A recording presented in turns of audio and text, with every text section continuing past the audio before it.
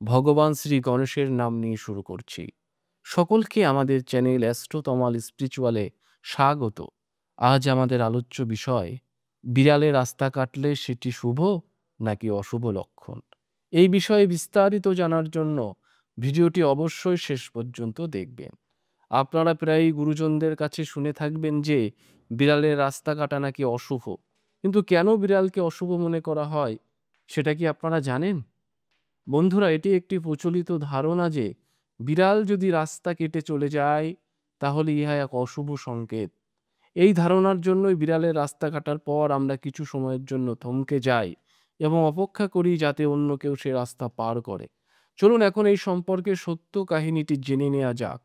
ভগবান শ্রীকৃষ্ণ বলেছেন যে বিড়ালের রাস্তা কাটার তখনই অশুভ হয় যখন বিড়াল বাম দিক থেকে ডান দিকে রাস্তা পারাপার করে।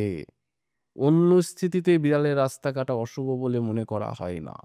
বন্ধুরা, আপনারা এই কথা তো শুনে থাকবেন যে কুকুরদের মতো বিড়ালদেরও চিন্তা করার শক্তি প্রবল।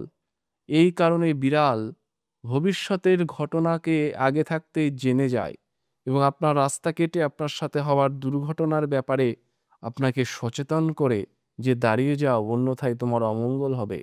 প্রিয় দর্শক, এর সাথে আপনাদের আরও একটি কথা বলি যে বিড়াল যদি আপনাদের বাড়ি এসে কান্না করতে থাকে তাহলে ইহা একটি খারাপ সংকেত, যা আপনার পরিবারের উপরেও প্রভাব ফেলতে পারে।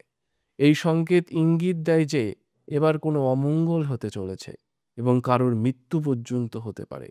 কিন্তু এর বিপরীত, বিড়াল যদি আপনার বাড়ি এসে দুধ পান করে অথবা বাচ্চার জন্ম দেয় তাহলে ইহাকে অতি শুভ সংকেত বলে মনে করা হয়। এটি ইঙ্গিত দেয় যে এবার আপনার ঘরে মা লক্ষ্মী ও ধন ও সম্পত্তির আগমন হতে চলেছে এবং আপনার উপর মা লক্ষ্মীর কৃপা হবে। ভগবান শ্রীকৃষ্ণও বলেছেন যে এইসব খারাপ প্রভাব থেকে বাঁচার জন্য আপনাকে আপনার ঘরে সত্যনারায়ণের পুজো করা উচিত। তো বন্ধুরা, আশা করি আজকের ভিডিওটি আপনাদের ভালো লেগেছে। ভালো লেগে থাকলে ভিডিওটিতে একটি লাইক করতে ভুলবেন না এবং আপনারা কমেন্টে জানান পরবর্তীতে কোন বিষয়ে ভিডিও দেখতে চান, এবং এই রকম রহস্যময় ভিডিও জানার জন্য আমাদের চ্যানেলটিকে সাবস্ক্রাইব করে রাখুন।